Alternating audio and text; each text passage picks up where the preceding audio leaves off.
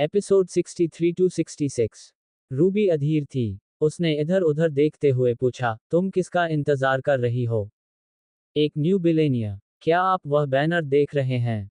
उसने 30 मिलियन में 100 BMW bike खरीदी। जब ईशा ने ये कहा तो वह ईर्ष्या महसूस करने से खुद को रोक नहीं सकी। वह किसी ऐसे अमीर व्यक्ति से क्यों नहीं मिल सकी? क्या 130 मिलियन? रूबी की आंखें आश्चर्य से चौड़ी हो गई थीं। उसका मुंह भी खुला हुआ था। उसके मुंह में 2 अंडे समा सकते थे। ईशा, क्या ये सच है? वाह, कितना अमीर आदमी है। मैं यहाँ पहले क्यों नहीं आया? नहीं, बिल्कुल नहीं। मैं भी यहीं उसका इंतजार कर रही हूँ। शायद उसे मुझसे प्यार हो जाए। कुछ लड़कियां बातें करने लगीं। साथ ही, वे अपने चेहरे को निखारने के लिए मेकअप बैग निकालना नहीं भूलीं। वे ऐसे व्यवहार कर रहे थे जैसे वे किसी ब्लाइंड डेट पर जा रहे हों। इसका एकमात्र नकारात्मक पहलू ये था कि हवा तेज थी। इसलिए हवा में धूल के कण बहुत थे। हालांकि, उन्होंने इसकी परवाह नहीं की। एक न्यू बिलियनियर व्यक्ति था, जो $30 मिलियन में 100 BMW बाइक खरीद सकता था। जब तक वे उसे पा सकते थे, उन्हें यहाँ धूल खाने में कोई आपत्ति नहीं थी। जब ईशा ने उनके उत्साहित चेहरे देखे, तो उसने असहायता से अपना सिर हिलाया। क्या वह भी उनके जैसी नहीं थी? उसके लिए जीवन में ऐसे अमीर व्यक्ति से मिलना ही काफी होगा, भले ही वह सिर्फ एक बार ही क्यों ना हो। रूबी इधर उधर देखती रही। वह दुकान में घुसकर उस आदमी के बैकग्राउंड के बारे में पूछना चाहती थी। यदि संभव हो तो वह उस कायर हॉवर्ड को किनारे कर देने में कोई आपत्ति नहीं करेगी। ईशा, अगर वह इतना अमीर है तो उसने तुम लोगों के पास से क्यों नहीं खरीदा? क्या तुम्हारी दुकान ऐसी बाइक बेचने में माहिर नहीं है? रूबी ने कमजोरी से पूछा।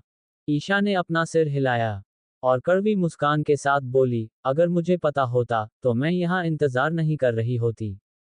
फिर उसे कुछ सूझा। उसने पहले तो मजाक उड़ाया और फिर कहा, ठीक है, मैं तुम लोगों को कुछ मजेदार बात बताती हूँ।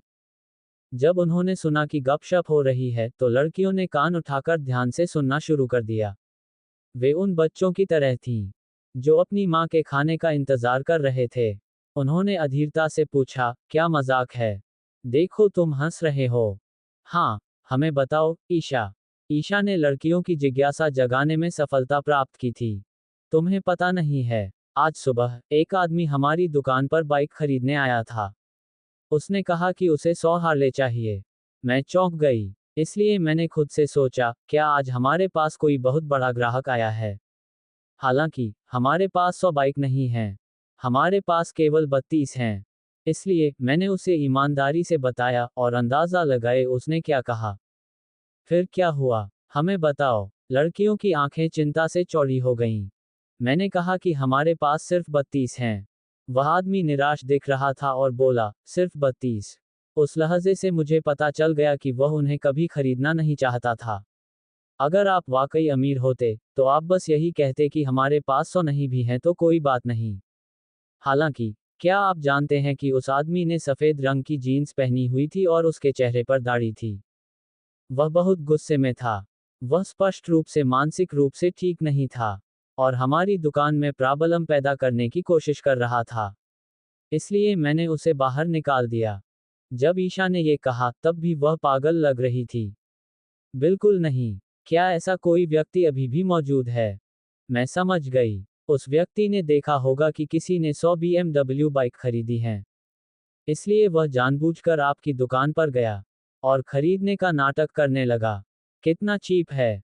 वाह, कितनी शर्मनाक बात है। वह आदमी समाज का कूड़ा है। अगर मैं उसकी जगह होता, तो मैं अब और जीना नहीं चाहता।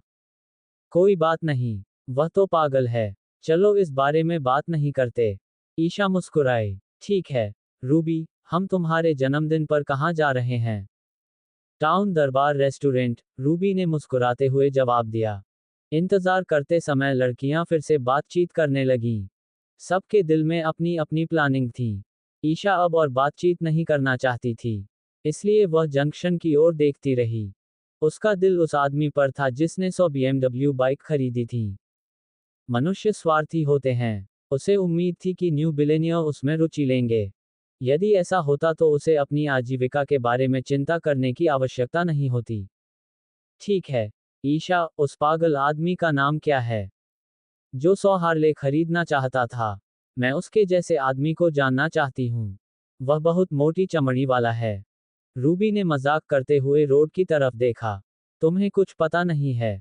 रजत के दोस्त अर्जुन ने कुछ समय पहले उससे पैसे उधार लिए थे और मैंने उसे डांटा था। वह आदमी वैसा ही है जैसा तुमने आज देखा।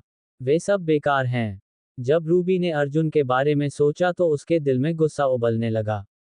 उसे रजत से कहना पड़ा कि वह अपने इस मित्र से संपर्क करना बंद कर दे। कोई बात नहीं, वे लोग तो बस बेवकूफ हैं। तुम उसे क्यों जानना चाहती हो? ईशा ने हंसते हुए डांटा। इससे पहले उसने रूबी को अर्जुन के बारे में शिकायत करते सुना था कि वह बदमाश है। वह हर किसी से पैसे उधार लेता रहता है। उसने सुना कि वह अपनी पत्नी पर निर्भर था और उसकी एक बीमार बेटी भी थी। उसे आश्चर्य हुआ कि ऐसा व्यक्ति कैसे जीवित रह सकता है। जब वे उस व्यक्ति का इंतजार कर रहे थे तो रोड पर दो आकृतियां दिखाई दी। ईशा की आंखें चौड़ी हो गईं और उसके होठों पर एक ठंडी मुस्कान आ गई। उसने कहा, लड़कियों, क्या तुम्हें वह पागल आदमी याद है जिसका मैंने अभी जिक्र किया था? देखो, वह वही है। लड़कियों ने देखा कि ईशा जिस तरफ देख रही थी वहां एक घिसा पिटा सा आदमी प्लास्टिक का थैला लेकर उनकी तरफ आ रहा था। रूबी ने जब उसका चेहरा देखा तो वह चौंक गई। अर्जुन, तुम यहाँ क्या कर रहे हो? वह हर जगह था। हालांकि वह यहाँ क्या कर रहा था? अर्जुन को आश्चर्य हुआ। उसे उम्मीद नहीं थी कि उसे यहाँ रूबी जैसी बदमाश लड़की मिलेगी। जब अर्जुन ने होटल में हुई घटना के बारे में सोचा तो उसे बहुत बुरा लगा। वह इसका वर्णन कैसे करे? रजत उसका मित्र था और वह नहीं जानता था कि रजत को ये बात कैसे बताए। वह केवल उपयुक्त अवसर ही ढूंढ सकता था। अर्जुन, ईशा चीखी। उसके होठों पर एक ठंडी मुस्कान उभरी और उसका चेहरा व्यंग्य से भर गया। तो यह वही अर्जुन है जिसके बारे में तुम बात कर रही थी। वे वास्तव में एक ही तरह के लोग हैं। वे एक ही व्यक्ति हैं। क्या मतलब है तुम्हारा? रूबी उलझन में थी। वह वही पागल आदमी है जिसके बारे में मैंने अभी तुमसे कहा था। वह बेचारा आदमी जो हमारी दुकान पर 100 हार्ले खरीदने गया था। ईशा ने मजाक उड़ाया। उसका चेहरा तिरस्कार और उपहास से भरा हुआ था। अरे, तो वह मूर्ख है। मुझे उम्मीद नहीं थी कि मैं ऐसा कोई व्यक्ति देख पाऊंगी। खुद देखना दूसरों से सुनने से बेहतर है। वह बहुत ही घिसा पिटा लग रहा है।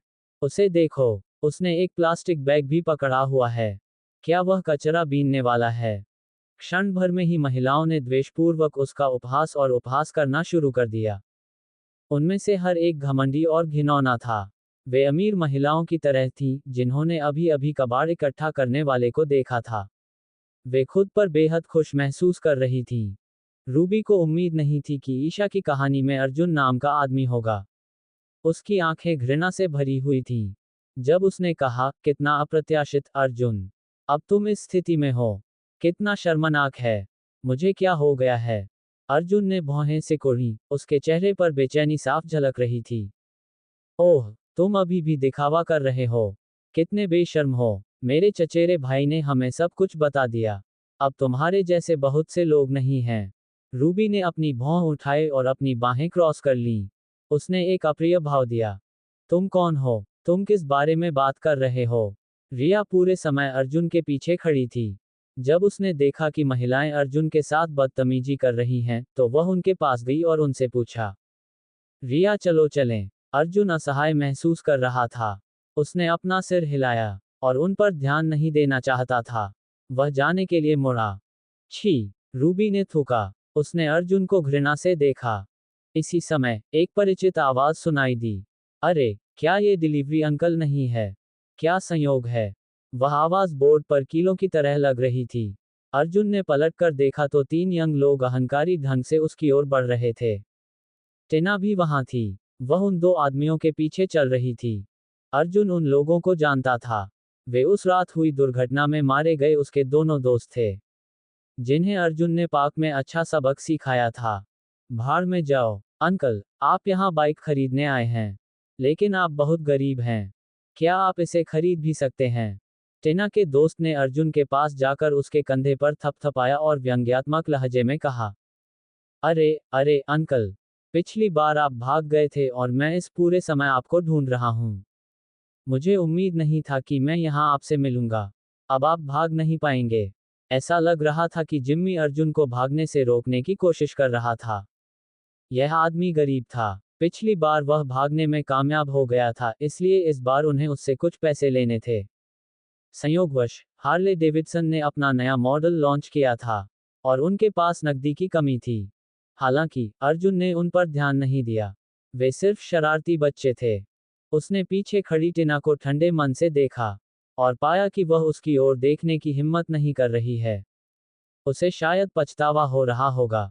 टिना, क्या तुम्हारे पास मुझसे कहने के लिए कुछ नहीं है? अर्जुन ने ठंडे स्वर में पूछा। टिना ने अपनी बाहें क्रॉस की और उसकी तरफ नहीं देखा।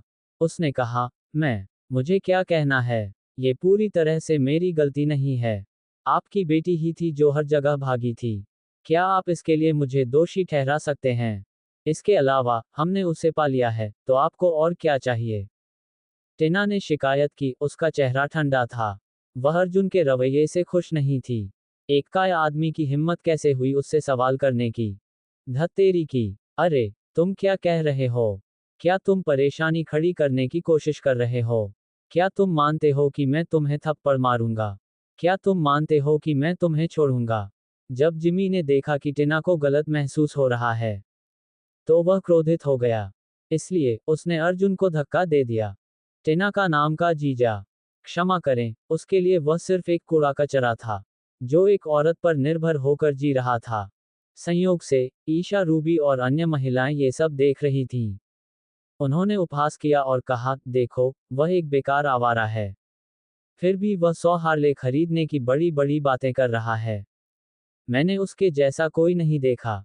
जब जिमी और उसके साथियों ने ये सुना तो वे अचंभित होकर जोर जोर से हंसने लगे। क्या बकवास है? 100 हार्ले। जिमी ने हंसते हुए व्यंग्यात्मक ढंग से अर्जुन की ओर इशारा किया। वह इस बात से बहुत प्रभावित हुए कि उन्होंने किस प्रकार अपनी प्रशंसा की। ईशा ने ठंडी मुस्कान के साथ कहा, हाँ, वह आज सुबह हमारी दुकान पर आया था और उसने कहा कि वह 100 हार्ले खरीदना चाहता है। मैंने उसे अंत में बाहर निकाल दिया। अगले ही पल भीड़ चिल्लाने लगी। टिना भी अपनी हंसी नहीं रोक पाई। उसने अपनी भौं उठाई और तिरस्कार से कहा, कचरा हमेशा कचरा ही रहेगा।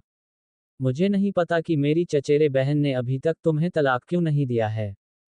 तब अर्जुन ने शांति से अपना मुंह खोला। किसने कहा कि मैं उन्हें नहीं खरीद सकता? मैंने उन्हें पहले ही खरीद लिया है। हा हा हा, मैं हंसते हंसते मर जाऊंगी। ईशा ने अर्जुन को बीच में टोका और ठंडी मुस्कान के साथ मुस्कुराई। क्या तुम ये कह रहे हो कि तुम ही हो जिसने 100 BMW बाइक खरीदी है? तुम पेशाब करके अपना प्रतिबिंब क्यों नहीं देखते? यहाँ अपना ही हॉर्न बजाने की तुम्हारी हिम्मत कैसे हुई? जब जिमी ने ये सुना तो उसने कहा, BMW ने 100 बाइक बेची।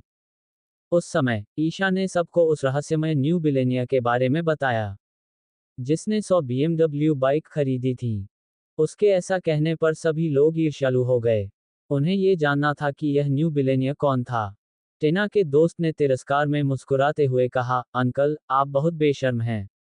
अगर आप ही हैं जिन्होंने 100 BMW बाइक खरीदी हैं, तो मैं अपना अंतिम नाम बदलकर आपका नाम रख लूंगा। मैं भी, जिमी ने हंसते हुए कहा। उनकी नज़र में अर्जुन सिर्फ एक मजाक था। इस आदमी की जिंदगी बहुत ही शोकाकुल थी। वह अपनी जिंदगी कल्पनाओं के जरिए जी रहा था। हालांकि चीजें वैसी नहीं हुई जैसी उन्होंने उम्मीद की थी। अर्जुन ने भीड़ की ओर ठंडे भाव से देखा और कहा, तुम ओम वर्मा हैं और तुम जिमी सिंह हो। आप हमें क्यों बुला रहे हैं, पिताजी? काइल ने अपनी छाती फुला ली।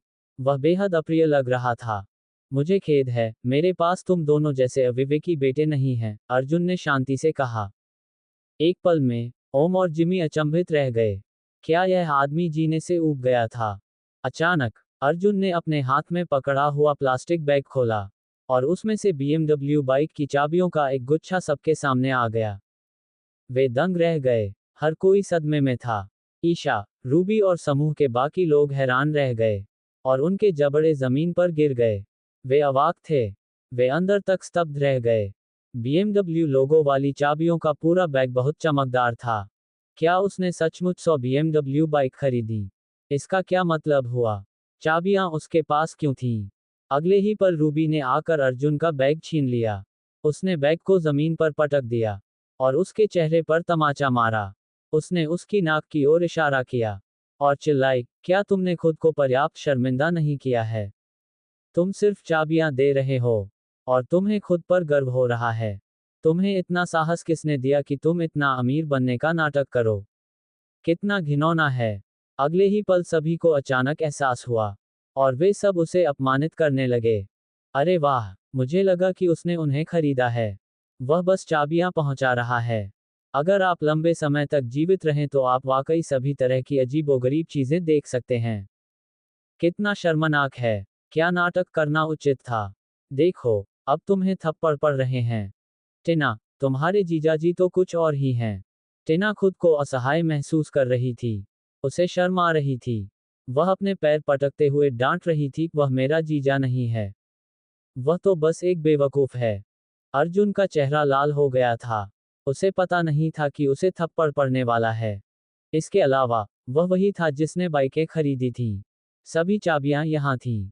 उन्होंने उस पर विश्वास नहीं किया। उस पल, उसे लगा कि उसके सीने में गुस्सा बढ़ रहा है। उसकी आंखें ठंडी हो गईं और उसने धीमी आवाज में कहा, रूबी, तुम मौत को बुला रही हो। हे, तो क्या हुआ? तुम इसे स्वीकार नहीं कर सकते।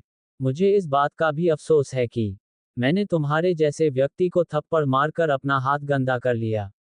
रूबी ने अपनी ठुड्डी से उसे देखा। वह बहुत घमंडी लग रही थी। हर कोई नाटक देख रहा था और खुश था। तमाचा। रिया देख रही थी कि क्या हो रहा है। वह इसे और बर्दाश्त नहीं कर सकती थी। वह आगे बढ़ी और रूबी के चेहरे पर थप्पड़ मारा। उसने ठंडे स्वर में कहा, तुम एक घमंडी औरत हो। तुमने उसे थप्पड़ मारने की हिम्मत कैसे की? रूबी का चेहरा एक तरफ घूम गया और उसने अपना चेहरा पकड़ लिया। उसने बड़ी बड़ी आंखों से रिया को देखा और चीखी, तुम्हारी हिम्मत कैसे हुई मुझे थप्पड़ मारने की? लड़कियों, उसे पकड़ो। उसे नंगी सड़क पर फेंक दो। अराजकता। ये पूरी तरह अराजकता थी। अचानक, एक अधेड़ उम्र का आदमी BMW मोटरसाइकिल स्पेशलिटी शॉप से भागता हुआ आया। वह जोर से चिल्लाया, रुको। तुम क्या कर रहे हो? जॉन अभी अभी बाइक डिलीवर करके वापस आया था। जब उसने देखा कि क्या हो रहा है, उसकी आंखें लगभग बाहर निकल आईं। ये वह न्यू बिलेनियर व्यक्ति था जिसने 30 मिलियन मूल्य की बाइकें खरीदी। यदि उसकी दुकान के सामने उस पर हमला किया जा रहा हो, तो उसका लेन देन रद्द हो जाएगा। तमाचा। जॉन पसीने से लथपथ होकर भागा। उसने पूछा भी नहीं कि क्या हो रहा है। वहां पहुंचते ही उसने रूबी के चेहरे पर सिर्फ 2-4 थप्पड़ मारे। तुम पागल औरत हो। मिस्टर कपूर के साथ इतनी बदतमीजी करने की तुम्हारी हिम्मत कैसे हुई? तुम सच में मौत की तलाश में हो। जॉन एक फटते ज्वालामुखी की तरह था। उसका पूरा शरीर जल रहा था। वह बहुत गुस्से में था। वहां खड़े रहना बंद करो। उन पागल औरतों को पकड़ो। जॉन बहुत गुस्से में था। वह प्रवेश द्वार पर खड़े सेल्सपर्सन पर चिल्लाया, जो उनकी तरफ देख रहे थे। इसके बाद, वह आगे बढ़ा और रूबी की बांह पकड़ ली। फिर, उसने बॉडी स्कैन किया। हाँ, चीखने के बाद रूबी जमीन पर गिर गई। उसका चेहरा नीचे की ओर था और पूरी तरह से मिट्टी से सना हुआ था। सबसे बड़ी बात यह थी कि जमीन पर एक गड्ढा था। रूबी का चेहरा उस गड्ढे में दबा हुआ था। ये बहुत ही दुखद दृश्य था। सेल्सपर्सन ने देखा कि उनका मैनेजर पागल हो रहा है, इसलिए वे बाहर भागे और बिना कुछ कहे ईशा सहित सभी को जमीन पर दबा दिया। इन बदमाशों से निपटने के लिए उन्हें हिंसा का सहारा लेना पड़ा। एक पल में, वहां अराजकता फैल गई। वे महिलाएं जो आकर्षक कपड़े पहने हुए थीं, वे सभी जमीन से सटी हुई थीं। उनके शरीर गंदगी से सने हुए थे। वे पहले जैसी चुलबुली महिलाएं नहीं लग रही थीं। टिना और उसका दोस्त भागना चाहते थे, लेकिन दुर्भाग्य से वे भी जमीन पर दबे हुए थे। ओम और जिमी जवाबी हमला करना चाहते थे, लेकिन कुछ बार मुक्का मारे जाने के बाद वे और अधिक काम हो गए। टिना की स्थिति थोड़ी बेहतर थी। वह तुरंत बैठ गई थी, इसलिए उसे कुछ नहीं हुआ। ब्रेक में जाओ। तुम सब पागल हो। मेरे दोस्त कैसे हुए? मैं तुमसे कहती हूँ, मुझे छोड़ दो। जॉन रूबी को जमीन पर दबाए जा रहा था। उनका फेस कैच पानी से सना हुआ था। वह अपने मुंह से कपड़े और पानी ठिकाने रही थी। वह जोर से चिल्लाई मारी, लेकिन अब उसे पीटा जा रहा था और जमीन पर कब्जा किया जा रहा था। कोई भी व्यक्ति इस पर नजर नहीं रख सकता था। मुझे जाने दो, घिनौने सुअरों। तुम्हारी चीज कैसे हुई मुझे की? मैं टाइगर और उसके गुट से तुम्हारे दुकान को नष्ट करने को कहूंगी। रूबी, जाओ और लोगों को बुलाओ। लड़कियों को अब अपनी इमेज की कोई परवाह नहीं थी। वे सब जमीन पर संघर्ष कर रही थीं। मिस्टर कपूर के प्रति असभ्य व्यवहार करने की यही सजा है। जॉन ने हिलकर रूबी को छोड़ दिया। फिर वह आकर्षक रूप से मुस्कुराया और अर्जुन को सम्मानपूर्वक सिर हिलाकर बोला, मिस्टर कपूर, आप वापस आ गए हैं। सब कुछ तैयार है। उसके इतना कहने के बाद जॉन ने हाथ हिलाया और 7-8 लंबी महिला सेल्सपर्सन वहां चली आईं। वे BMW लोगो वाली बेहतरीन डिब्बियां लेकर चलते हुए बड़े ही अदा से मुस्कुरा रही थीं। फिर उन्होंने बक्से खोले। प्रत्येक बॉक्स में 10 BMW चाबियां सावधानीपूर्वक रखी गई थीं। वे सूरज के नीचे चमकदार लग रहे थे। मिस्टर कपूर, बाकी 60 चाबियां यहाँ हैं। क्या आपको मेरी जरूरत है कि मैं आपको बाइक दिखाने ले जाऊं? जॉन सम्मानपूर्वक मुस्कुरा रहा था। उसका चेहरा फूल की तरह खिल रहा था। ईशा, रूबी और बाकी लोग जो कुछ देख रहे थे उससे दंग रह गए। जमीन से उठने के बाद उन्होंने अपने आप को साफ करने की भी परवाह नहीं की। जब वे लड़ने वाले थे तो उन्होंने अपने सामने ये दृश्य देखा। वे दंग रह गए। 6 उच्च श्रेणी के बक्से। बक्सों के अंदर BMW बाइकों की 60 चाबियां थीं। इसके अलावा ये सब अर्जुन के लिए थे। असंभव। रूबी ने सबसे पहले इस बात को नकार दिया। वह दौड़कर आए और चिल्लाई, तुम गलत हो। तुम जरूर गलत हो। वह इन चीजों को कैसे खरीद सकता है? वह मेरे बॉयफ्रेंड से भी पैसे उधार लेना चाहता था। वह तो बस एक कंगाल मूर्ख है। रूबी अपना दिमाग खो बैठी थी। वह बेवजह का तमाशा करने लगी और जानबूझकर उकसाने लगी। उसने उन महिला सेल्सपर्सन को धक्का दिया और एक बॉक्स को जमीन पर गिरा दिया। चाबियां पूरे फर्श पर बिखर गईं। उसका चेहरा गंदगी और पानी से सना हुआ था। वह एक बंदर की तरह थी जिसका दिमाग खराब हो गया था। उसने अर्जुन की ओर दुर्भावनापूर्ण तरीके से इशारा किया और चिल्लाया, असंभव। तुम ही नहीं हो जिसने इन्हें खरीदा है। बिल्कुल नहीं। तुमने उन्हें बेवकूफ बनाया होगा। ऐसा ही होना चाहिए। बताओ, ये चाबियां किसकी हैं? मुझे बताओ। रूबी यह बर्दाश्त नहीं कर सकी। ईशा भी इतनी सदमे में थी कि वह बोल नहीं पा रही थी। हालांकि उसने जो देखा वह वास्तविक था। वह वही था जिसने उन्हें खरीदा था। अचानक जोर से चीखने की आवाज आई। ईशा टूट गई और रोने लगी। उसने खुद एक न्यू बिलेनिया को बाहर निकाल दिया था। वह 100 हार्ले खरीदना चाहता था। उसने पाप किया था। वह इतनी मूर्ख क्यों थी? वह उसे क्यों नीची नजर से देखती थी? ये 30 मिलियन का लेनदेन था। उसका कमीशन $1 मिलियन तक हो गया होगा। हाँ, ये निश्चित रूप से वह नहीं है। आपने जरूर कोई गलती की होगी। ईशा टूटकर गिर पड़ी। उसे यकीन ही नहीं हुआ। उसने जॉन को पकड़ लिया और रोते हुए चीखने लगी। तमाचा। जॉन नाराज हो गया। उसने हाथ हिलाया और ईशा और रूबी को थप्पड़ जड़ दिया। थप्पड़ खाने के बाद उन दो पागल औरतों के दिमाग में हलचल मच गई। फिर उसने ईशा की नाक की ओर इशारा किया और गुस्से से डांटा, ईशा, मेरे सामने पागलों की तरह व्यवहार करना बंद करो। याद है कि तुम कैसे हार्ले डेविडसन में चली गई थी? तुम्हें ये किसी से भी बेहतर पता होना चाहिए। मैं तुम्हारे साथ हिसाब बराबर न करके दयालुता दिखा रहा हूँ। हालांकि मुझे आज तुम्हारा शुक्रिया अदा करना है। तुम ही हो जिसने हमें इतना बड़ा ग्राहक दिया है। जब उसने ऐसा कहा तो जॉन प्रसन्न हुआ। दूसरी ओर ईशा भावनात्मक रूप से टूटते हुए अपना सिर हिला रही थी। वह चिल्लाई, नहीं, उसके पास बाइक के लिए इतने पैसे कैसे हैं?